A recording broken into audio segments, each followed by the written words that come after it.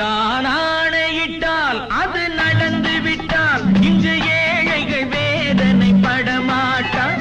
உயிர் உள்ளவரை ஒரு துன்பமில்லை, அவர் கண்ணீர் கடலிலே விழமாட்டார். அவர் கண்ணீர் கடலிலே விழமாட்டார். ஒரு தவறு செய்தால் அதை தெரிந்து செய்தால் அவன் தேவன் என்றாலும் விடமாட்டேன். ஒரு தவறு செய்தால் அதை தெரிந்து செய்தால் அவன் தேவன் என்றாலும் விடமாட்டேன்.